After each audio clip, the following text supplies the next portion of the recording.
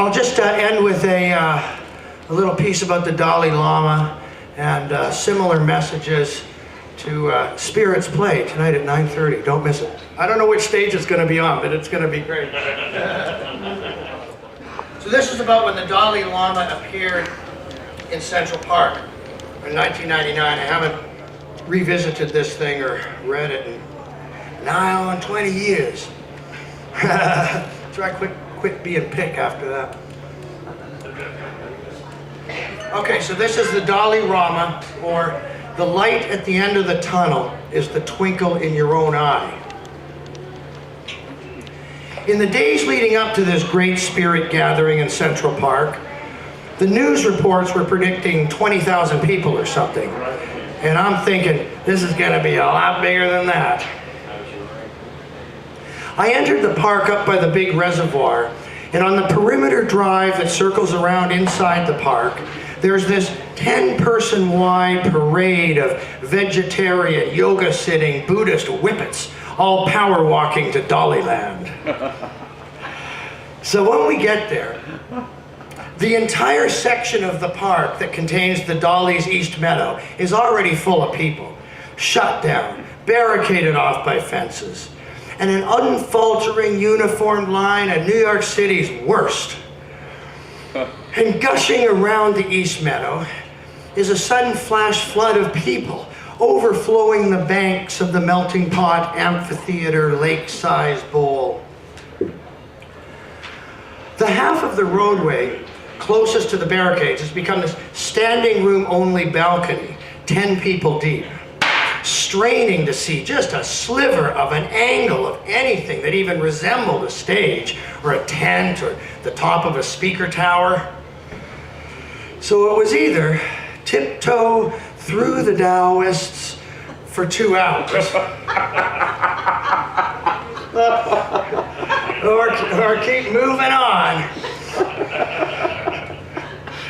That and the slobbering bridles of the 4 horses of the millennium bucking into the back of your head as the Giuliani spiritual police hollered at us to keep it moving. It's okay for 500,000 fat frat Southern cowboys to come to the park for Garth Pepsi Brooks.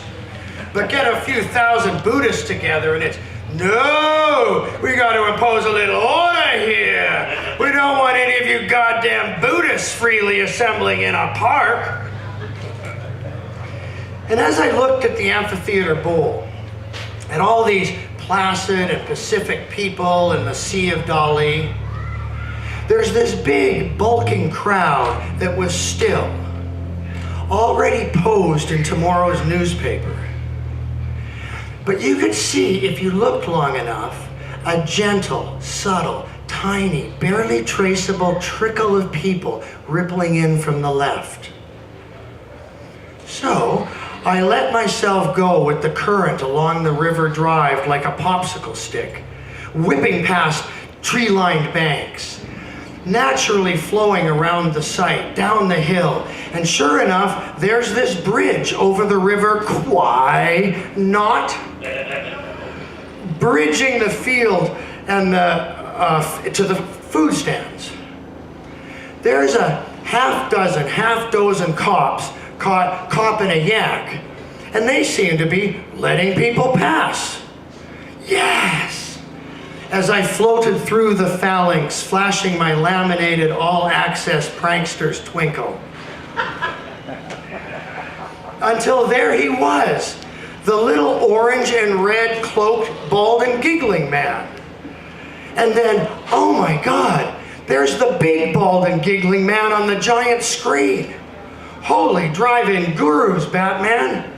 It's I Love Lamy on the Jumbotron. But there he is for real, the Dalai-Rama, sitting in a big Captain Kirk chair in the middle of the stage, one camera shooting straight at him from the waist up, just like Elvis. A brilliant yellow bed of shimmering Van Gogh sunflowers wrapped all around him like he was already in heaven. Except he was still here, bouncingly buoyant in his perch, like a little 7-year-old child in a fat first-class seat on his first airplane ride. And man, it was infectious. There's this powerful charge when a master of the spirit plays to a packed house outdoors. Everyone is unified simply by making the journey. Now, I did Mass with the Pope in Central Park. I did a freedom rally with Nelson Mandela in Amsterdam, and danced to Dylan on acid at Woodstock. And there's this tangible energy transformation that takes place when 10,000 people, maybe more, get together in one place. First of all, it burns India in a way you can never forget. Spend a day with a global guru in a temple like Central Park, and all the summer volunteers and extra credit motivated students buzzing with the same energy charge you're channeling, with it flowing right out of the ground, and the whole field lights up like a flame scorching the soul for fun and forever. And everyone, without saying a word, is reverentially quiet. A cell phone rings but is turned off without answering.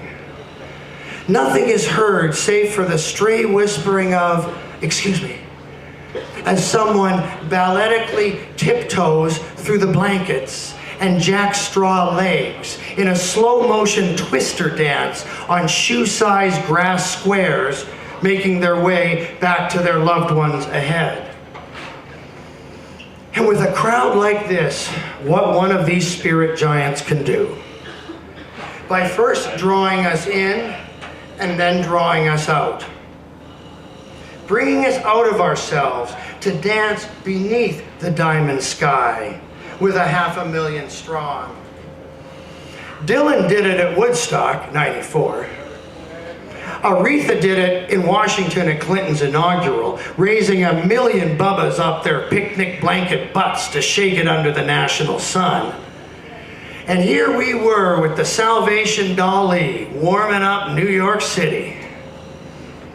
So he welcomed everyone as soon as he began. He said, it didn't matter what religion we came here as. We were all striving for the same things. He called it secular ethics. Yeah, secular ethics. Why didn't I think of that? The whole time he was being really funny and open and laughing and making fun of his broken English. So he introduced his translator, who stood by him the whole time. And whenever he would hesitate on a word, the translator would leap in with whatever was stuck on his tongue. Wish I could travel with a translator all the time. And talk about close couples finishing each other's sentences. Here's this guy who could do it on the fly, finishing the Dalai-Lama's thoughts on stage, on demand. And then the Dalai would go, yes, yes, yes, yes, yes. And then try to say the word in English. Lifestyles, yes. And all afternoon, he had this simple, innocent brilliance about him. He was making these huge points about your mental attitude being within your control. And how all of us have the power to change that in ourselves. And he'd be going, I know it is very difficult, very, very difficult. You try to sleep and and he waves his hand around in the air looking for a word. And the translator doesn't know and tries whispering a few to him. And then all of a sudden, alarms! There are alarms, yes! And they start to go off and you cannot sleep. And there are engines of fire that race past the window. And it's very, very bad. Yes, life is very difficult. But we must keep positive mental attitude. He almost had this Lenny Bruce thing going on, using humor to convey the larger spiritual points, performing shows to articulate the truths, with humor as the medium to keep us alert and attentive, as he simultaneously tuned us clearly into the channel. And then he goes on and tells us how he was taken from his parents when he was very young, and then lost his whole country when he was 15. And my own problem sure seemed a lot smaller after that. Here was this guy laughing away, telling us he was no different than any of us, and that if he could change his mind and stay positive, and not only that, but pick people up and carry 500,000 with him, it sure made me want to pick up my own game. And as with any great artist, the audience doesn't just sit by passively and soak in his mastery, but instead we become engaged, making us all think and see the world in ways we never would have thought of. And I suddenly imagined myself standing at a concert, but I was in an upper tier and my seat was right behind a pillar, so I couldn't see the stage. And then I realized all I had to do was take one step to the side and suddenly I could see everything. You just take one tiny step and your entire perspective changes. And then he tells us to be a garden of love that others can grow in and out of. The best thing you can do is allow someone to spring from your heart. And he suggested, be confident without conceit. Have self-reliance without pride. And after this whole 2-hour odyssey, where he pulled the camera way up into the outer spaces of consciousness, giving us all a guided tour of the psychic universe, now suddenly he was saying goodbye. And you're realizing, oh no, it's over. I'm scrambling, geez, did I get it? What the heck was the point again? And right at that point, after all the different lessons he taught us, he says, but the most important thing is to be a nice, warm-hearted person. There he was, so kindly, without asking, gently telling us what we needed to hear.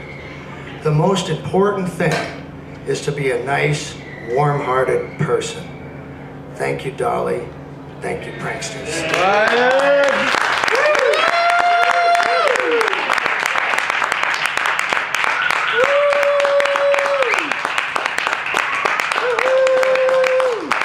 What a great crowd.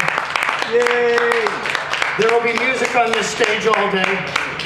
Oh, great. Oh, here comes one of the leaders of our scene with something new for us. Okay.